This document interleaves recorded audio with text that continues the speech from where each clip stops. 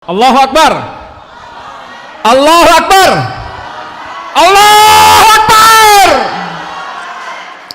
Kita harus semangat karena judulnya syukuran. Kita bersyukur Indonesia lepas dari seorang tiran, betul nggak? Tiran yang selama 10 tahun sudah mencengkram Indonesia dengan nafsu syahwat politik yang ugal-ugalan, betul?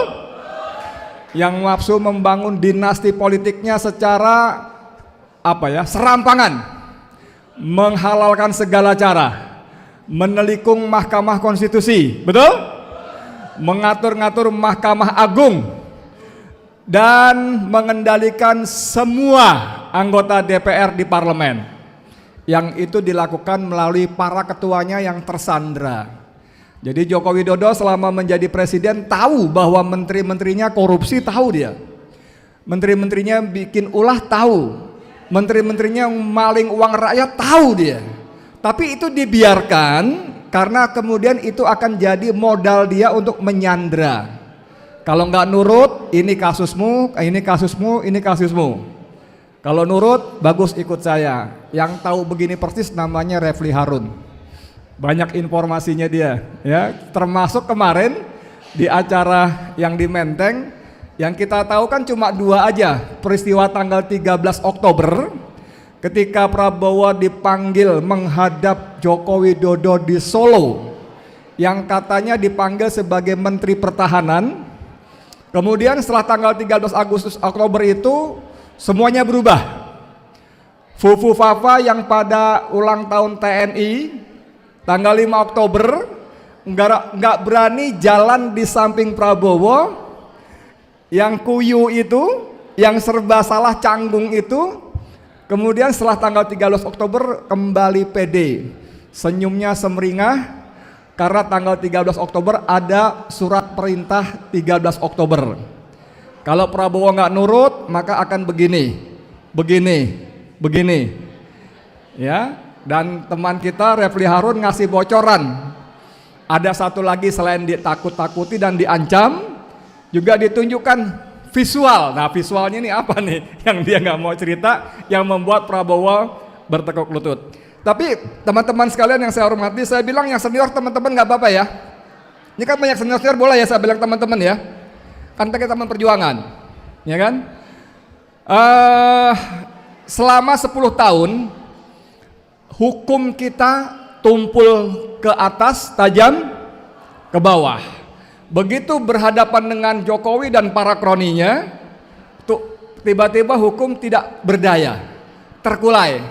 Masih ingat ketika Ketua KPK mantan ya Agus Raharjo bercerita, dia dipanggil sendirian oleh Jokowi hanya untuk menghentikan pengusutan kasus IKTP, ya kan?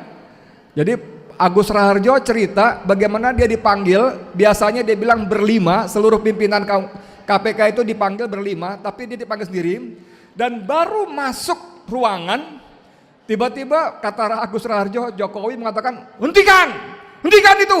Wah, dia bingung apa yang dihentikan, ternyata yang dimaksud adalah soal IKTP, soal papa minta saham.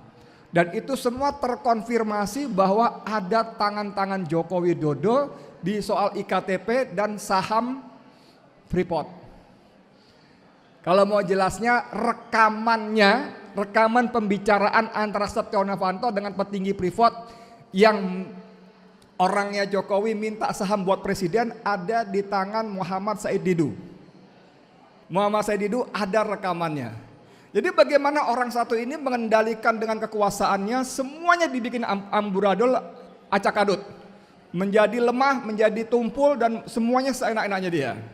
Nah, tapi hari ini kita bersyukur, kita bergembira hari ini karena Jokowi sudah berhenti. Ya, pagi tadi saya ngobrol lewat live by phone dengan sastrawan politik yang hari ini tampil pakai peci, Ahmad Hasanuddin. Dia mengatakan dalam artikelnya, rakyat memastikan Jokowi tidak bisa tidur nyenyak setelah lengser. Setuju nggak? Setuju ya? Tidak berkuasa, tidak punya kekuasaan, maka kendalinya kepada aparat hukum otomatis tidak ada. Selama ini semua masalah hukum membentur tembok besar. Misalnya teman-teman ada siapa lagi tuh? Ada yang kasus ijazah palsu, ada Egy Sujana, ada Bang Taufik Bahudin tuh di samping kiri sana, duduk sana, senior di UI. Ada Muslim Arbi, ada Kang Rijal Fadilah tadi dari Bandung. Itu menuntut Jokowi tentang ijazah palsunya, enggak bisa. Bolak-balik mondar-mandir utusan Jokowi hanya dipersoalkan masalah legal standingnya saja nggak bisa tuntas. Nah, tapi setelah dia luntur, setelah dia turun, maka dia tidak punya lagi kemampuan seperti itu sehingga kasus-kasus hukum yang akan dan sudah dan akan diajukan kepada terkait Joko Widodo, insya Allah dipastikan akan berjalan. Saya dengan 6 orang lain ya, Habib Rizik Sihab, tadi ada Mayor Jenderal Sunarko, ada Bang Marwan Batubara, ada saya sendiri, ada Munarman, ada Eko, ada satu lagi siapa ya? Oh, Om Mursalin, ya. Mana tadi ada orangnya tadi tuh? Oh, udah pulang, ada ya. 7 orang itu sudah maju ke Pengadilan Negeri Jakarta Pusat dan sudah diterima. Bahkan sebetulnya sudah diatur jadwalnya. Tanggal 8 Oktober kemarin sidang perdana, tapi Jokowi kembali menggunakan modus yang lama, mengirimkan orang sekretariat negara untuk mewakili dia. Dan yang tanda tangan bukan Jokowi, tapi pejabat Setnek. Dan itu ditolak sehingga sidang ditunda tanggal 22. Tapi setelah ini, laporan seperti itu bukan cuma ke Polda, atau ke Mabes, bahkan bukan mustahil akan disampaikan ke polsek tingkat kecamatan. Teman kita Faisal Asegaf, Anwar Sadat, Alip, Sekjen dengan Partai Negoronya sudah bertekad. Bahkan Faisal Asegaf pernah mengatakan pada saya, Bang, tanggal 20 Jokowi turun, tanggal 22 kita ajukan laporan ke polsek-polsek. Allahu Akbar. Jadi memang seperti kata Ahmad Rosinuddin, dia tidak akan bisa tidur pulas, tidak bisa akan tidur nyenyak karena begitu banyak nanti tuntutan hukum yang akan menjerat dia dan keluarganya, juga kroninya, tetap terhadap segala macam kejahatan dan dosa-dosa dia kepada bangsa dan rakyat Indonesia. Cuman satu persoalannya, Bapak-bapak, teman-teman sekalian saya hormati, ibu-ibu ya. Bagaimana peran Prabowo nih setelah menggantikan Joko Widodo? Apakah Prabowo akan melindungi Joko Widodo? Kita akan lihat, kalau aparat hukum masih ogah-ogahan memproses semua gugatan, maka itu dengan gampang bisa kita terjemahkan sebagai upaya Prabowo Subianto, presiden definitif hari ini, melindungi Jokowi dan keluarganya. Ya kan?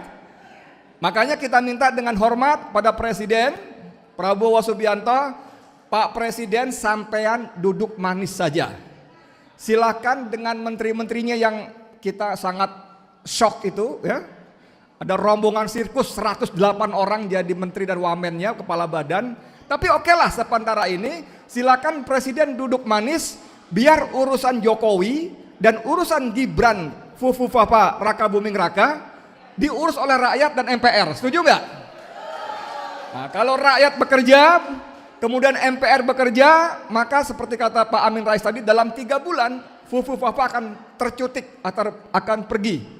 Dicutik, dicutik tuh gini ya. Bukan ditenang, dicutik, jadi dia pergi mental gitu ya. Nah, kita harap betul-betul sungguh-sungguh agar Prabowo seperti dalam bukunya Paradoks Indonesia itu akan membuat Indonesia kembali menjadi macan Asia, betul nggak? Walaupun dengan susunan komposisi kabinet seperti yang diumumkan kemarin ya kita ragu-ragu juga. Saya akan kejar koruptor sampai Antartika. Begitu ya bilang ya. Bapak-bapak, ibu-ibu tahu nggak di Antartika itu adanya apa? Di Antartika itu adanya apa, tahu nggak? Adanya salju. Adanya beruang kutub.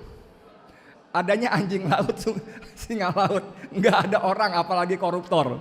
Karena koruptornya ada di sekitar dia, di lingkungan dia.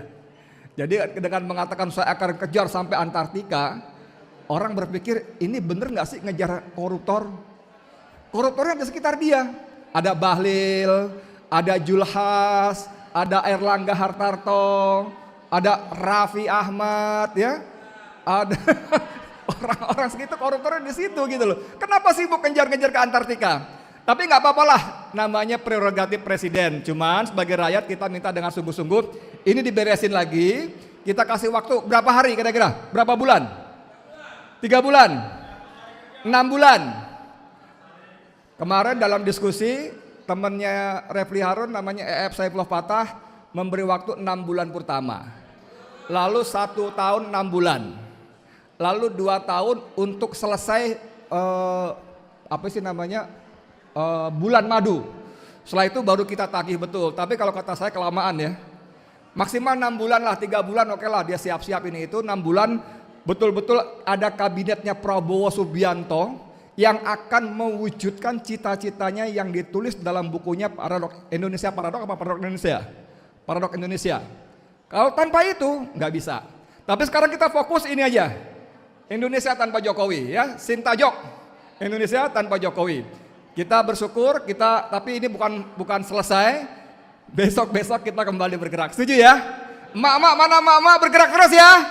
Oke. Nasrul minallah wa fatun qarib wa basirul mu'minin. Assalamualaikum warahmatullahi wabarakatuh.